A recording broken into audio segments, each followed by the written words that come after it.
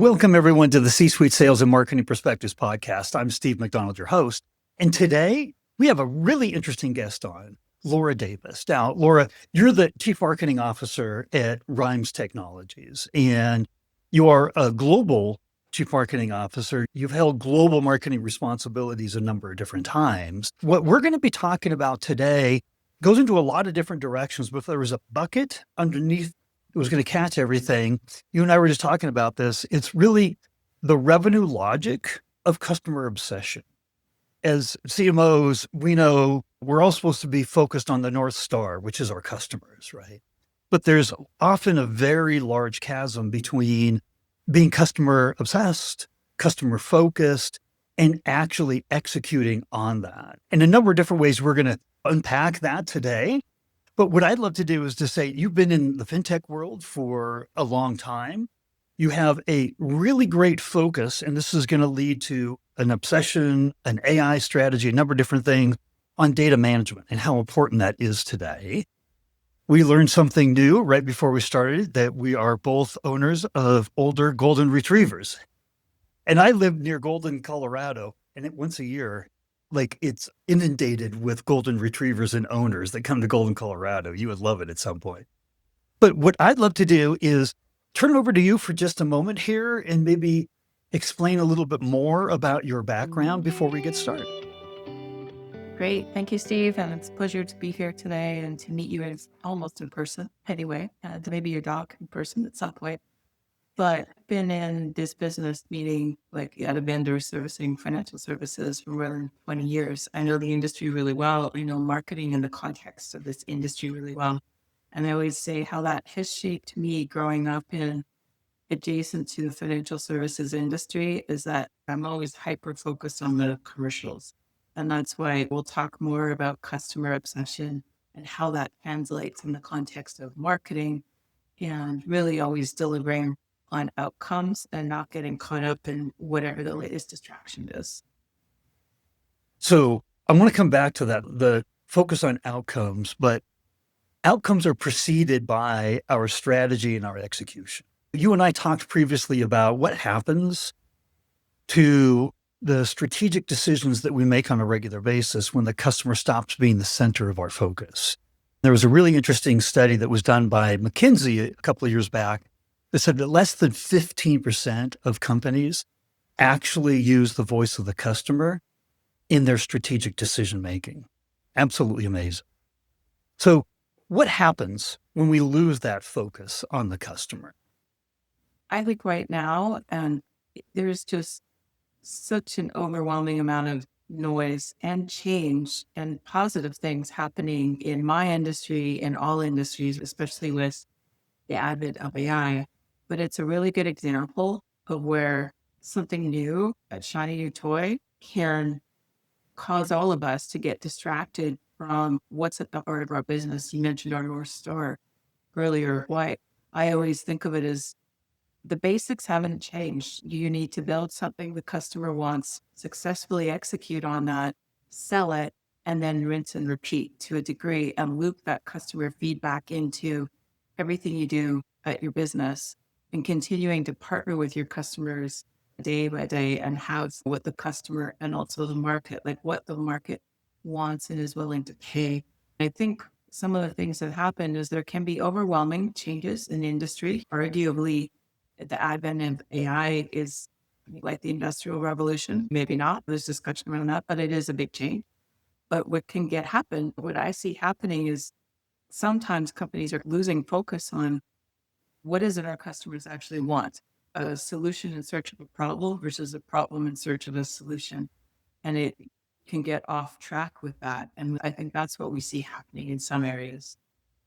I get a lot of conversation with C-level executives on our board is asking us, what's our AI strategy? Or my CEO is asking me as the CMO, what's my what's my AI strategy? And it's never tied to outcomes. It's almost like we know there's good things that will come from an AI strategy. So what are we doing? There's never a conversation. Talk to me about a time where you've been in front of the board where they just generically said, hey, why aren't we doing more of this? Or why aren't we doing more of that? There's always an outcome that's tied to it. Your focus on outcomes, I think, is really important. And so here's the question. I just had two conversations over the last 2 weeks inside of the series on the revenue logic of customer obsession with the chief sales officer and the chief revenue officer. They both agreed that in an environment where it's harder to get access to executives, it's fewer and farther between those meetings. When those meetings happen, they're shorter and they're happening more and more at the end of the journey. That what their competitive advantage is understanding their customers, that insights that's allowing them to be a partner, not a vendor selling. Now, that's been the Forrester, Gardner, you have to be the trusted advisor kind of thing. But it's really interesting to hear C-level executives that are in charge of a sales organization saying that's what we need to be. And it's more imperative today as AI is giving everybody kind of a lift in terms of what they understand and what they know. Leaning on the true customer obsession is becoming more important than ever, was their conclusion. And so that's a long ramble, not really a question, but what rings true in that for you? I 100% agree with that. In a context of marketing, marketers are often good advanced scouts of what is going on in the industry and what is the customer talking about and where are things shifting for them. So when I think of my company's past and present, what does that look like? It's understanding the context of financial services. There's new regulatory mandates coming down the pipe. There's all of these things that sit adjacent to this big industry shift happening with AI. What the customer wants are solutions that will help them do their business better. And that's where if you can stay in front of that conversation and really pick up on and use AI and other powerful tools to understand what are they talking about, where are they showing up, what is keeping them up at night, and then how can we stay in front of that in terms of how we go out and talk to the customer, both kind of top of funnel marketing conversations down to where salespeople are sitting in front of them in a room. I think the other thing that's really important and a really successful entrepreneur, an entrepreneurial company I used to work with, was always of the mindset you need to be speaking with your customers every single day. Every single person should have 50 meetings a year. Doesn't matter whether that's someone sitting in IT, sitting in marketing, or sitting in sales. Everyone should be customer facing. I'm a big believer of that as well. I think it helps remind you that without your customers, you have no business.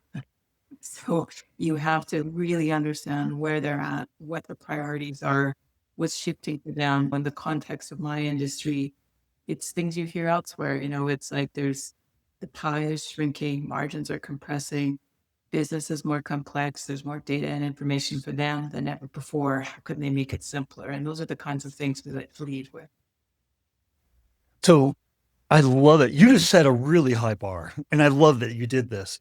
That everyone should have 50 meetings a year. Everyone should be That customer takes me facing. That was Lance Oglen. People can go look up who that was.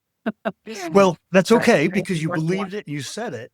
But even as like CMOs, right? Yeah. We know, and again, like the Gartners, Forresters of the world, they've been telling us for years, you got to play the role of chief customer officer, right? There isn't that role in the B2B world. There isn't B2C. We know that we need to take on that mantle.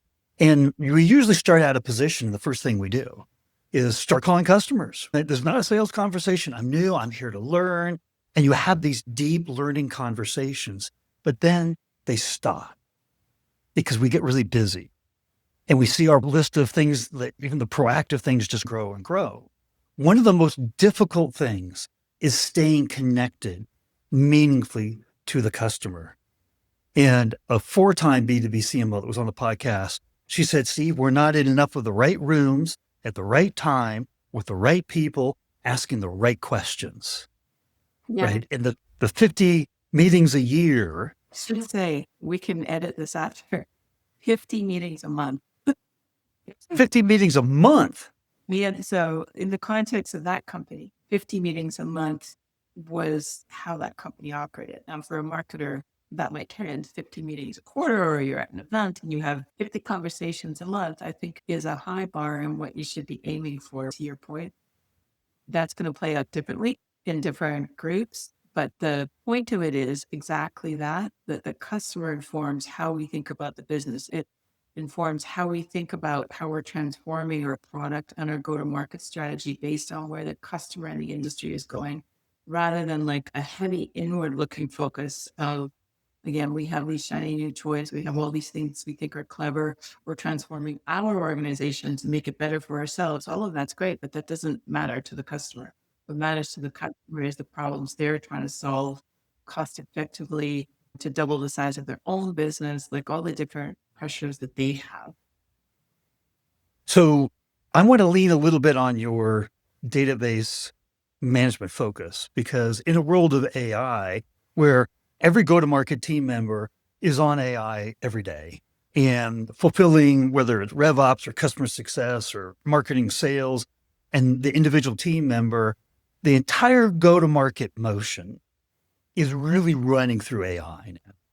The database, like the LLMs and even the new models that come out, they're a commodity. You've got the same ones that I do, that your competitors do. It's really, how do we utilize them?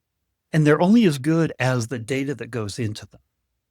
So database management, it used to be like in the day and age of digital transformation that it was like, oh, we got to bring all of our databases together. We're too siloed. We're too fragmented. And here we are, what, 15, 20 years later, we're still too fragmented. We're still too siloed.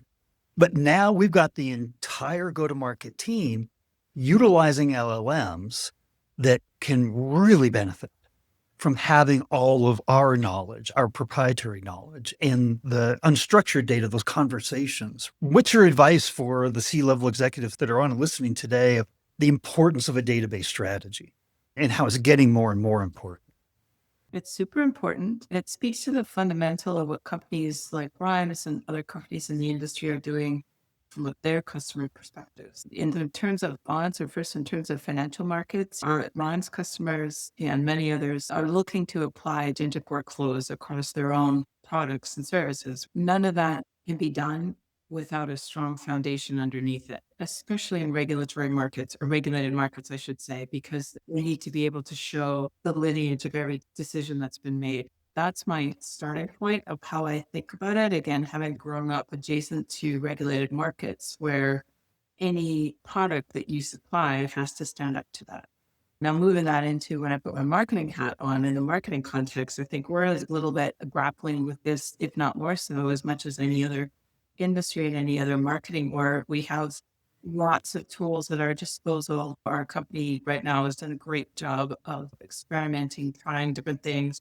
We've got maybe 3, 4, 5 different sources of marketing information and databases. How do we bring that all together into a single store? It's something we're working through in real time with some help from our product teams and others, where we started the conversation of like, focus on what matters. When I think about in-house tools, again, inwardly looking stuff, in a small to medium-sized company, at the end of the day, I want most of the resources focused on paying for the customer, developing products.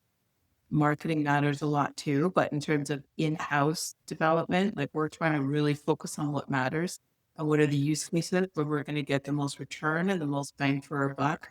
And it tends to be like our missions where we're trying to open up new markets, bring in new logos, new customer types, and really focus there on making sure we have the very best information out of our own systems, as well as external databases, and applying some agentic workflows there to make that work.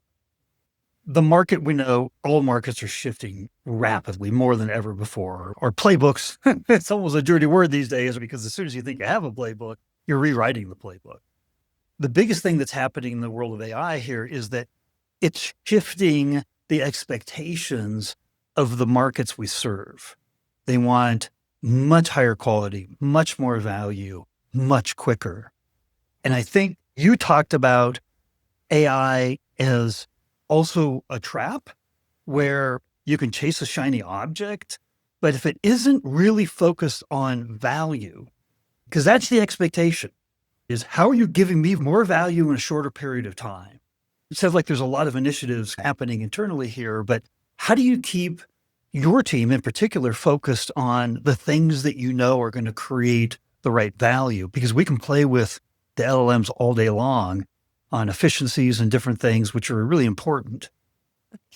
Yeah, yeah, for sure. Having worked for so many years adjacent to financial services, I'm used to delivering to a number of some kind always. And I very much think about marketing in the context of that.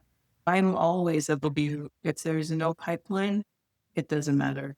We really back what we do under the objective of, I won't even say lead generation because leads don't matter if there's no Yeah. pipeline, like pipeline generation and empowering our salespeople, or whether we're providing kind of top of funnel coverage or anything else in between, like really helping them open and progress deals, which in an enterprise sales environment like I work in can take sometimes 12 to 18 months, right? That's where we start, but we're rallied around a common set of numbers we're working towards across the whole company and building everything we do based on that. In the context of how we're using AI, it's like, how does it help us do more with less? How does it help us elevate the quality of what we're doing, better understanding customer insights, better understanding of the performance of our campaigns? We are starting to get traction on some of that now, for sure, right? After a trial and error process, I think similar to any organization. What So, we see, sorry, a lot of, I think, with in my group or other similar companies is big spend on AI, marketing, AI experimentation, like you might see in a consumer facing marketing work. what's so important about that is I have a lot of CMOs that come on and they're feeling like they have imposter syndrome. They're Mm. feeling like they don't have a seat at the table. They're feeling like they're treated as one of the largest cost centers in the business. They're as good as their last lead. You could go on and on and on and on. But what you're talking about with that experimentation on marketing spend, understanding that we do represent a huge cost center right in Yeah. the business. And our CFO, the CEO, the board is all going to hold us accountable to doing something with that spend that really creates a return on investment. Has AI, in your mind, helped you in your experimentations that you're doing versus the A/B copy tests, the different things that we've been doing forever? How has it enabled you to experiment and then communicate ROI to the stakeholders who are holding you accountable for that marketing spend? Yeah. So I think it is for sure helping us maybe not experiment, but have better intelligence on what we're trying to do. And that's, again, partly the context of the industry I work in. It's a pretty defined universe. I think this would be completely different, at say a SaaS where you're selling to across multiple different industry verticals and whatnot, right? But in ours, it was really helping us understand faster, cheaper, and more in depth of if we're targeting a certain ICP or group of personas, where they are, what they're doing, what they're worried about, where the conversations are that these groups of people are having, that we're seeing some real benefits. Things like content production and whatnot, we're definitely seeing a lift as well. We always have a human in the mix, again, of course, because we end up with the AI slop, as they call it, that we see everywhere. It's just, you can tell right away something was written by AI without a little bit of thought put to nuance and voice and all those things. And then in terms of ROI, the AI in the marketing context is at the beginning of helping us see better returns is by being able to have more of an always on marketing motion that is continually touching the universe that we want to talk to versus typically marketing, even in the digital sense, it's a one and done campaign and you move on and you move on and you move on and you check back. It's helping us to have a more continuous loop there and then surface insights about different groups of people we're talking to at a lower cost. So you said the word insights 3 times in that answer. And we talked about insights up front and that those insights are what comes out of a customer obsessed organization and that kind of a focus. Here's an interesting thought. We have a lot of operating systems and technologies and everything. Where is the operating layer that takes in insights? Think about it this way, like we all have CAB meetings. We come out of these customer advisory board meetings, we're like, oh, we learned so much. And then it probably makes it into a sales meeting or a marketing meeting. It makes it into a bullet point or two. It might even make it into a sales presentation or proposal. And then a month later, it's died out. 2 months later, where is it? A quarter later, it's like it never happened. We allow insights to decay. And that's one of the things that I think I'm hearing from you that AI is really helping is it's helping insights stay at the forefront. If there's a database where we put this together, they don't decay, right? They stay top of mind and present within the workflows that we're doing every single day. Is that a good takeaway from what you're saying? Or I think at the front end of the customer conversation, yes. And we'll see how this evolves as the LLMs and the costs evolve. I can see as a marketer, many of them are going to switch to paid model, just like Google did back in the day. This will probably all change. But right now, you can definitely use these tools to have almost real-time insights on things people are talking about in your industry, especially in a defined industry like mine. You can set up, whether you're going to set up agents or just you constantly have your pulse on news, different things going on. So that bit, yes. The internal discipline to turn that into product roadmap and customer outcomes, I think that really comes down to how we are running our organizations and really thinking about customer-led product development alongside the company strategy and the board strategy. Those things don't always sync up, right? And that's okay. But really being led by having your eye on the horizon of where is the industry going and what does the customer need to solve their next problem. I do think we get better smoke signals. You know, I said earlier, marketing can be a good advance. I think we can get great signals now, especially in defined industries of where things are going. I think actioning that is as challenging as it's ever been, right? Because as a company, especially a small, mid-sized company, you're probably busy working on everything you told your customers you would do last year and deliver this year.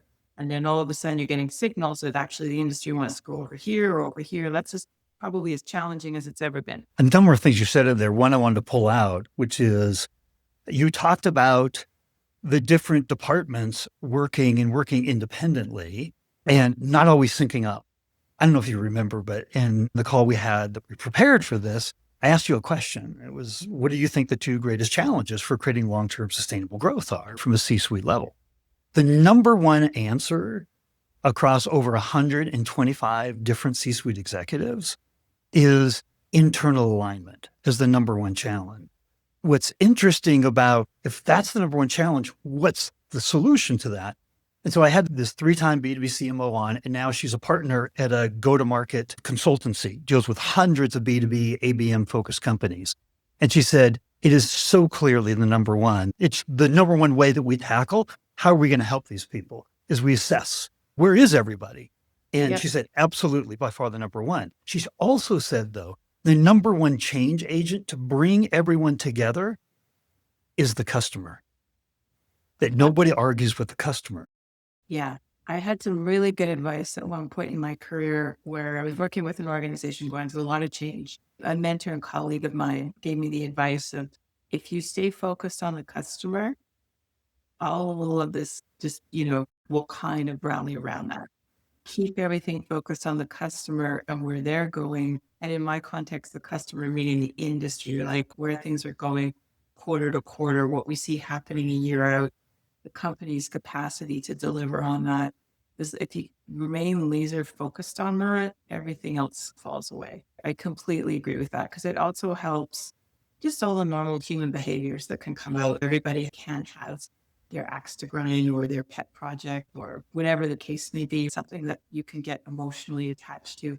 You stay focused on the customer. I think it helps rally the troops around the right North Star. So I think you've been answering this question all along, but for the CEOs, CFOs, CROs, and CMOs that are going to be listening to CGOs, that how do you connect revenue to customer obsession?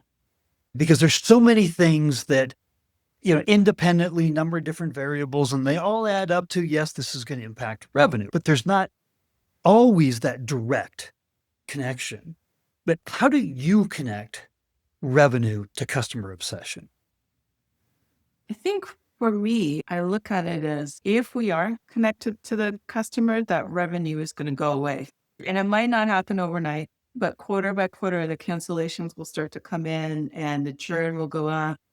And all of a sudden, we'll see we might have been chasing this shiny toy over here that was excellent, but in the meantime, we lost the base of our business over here.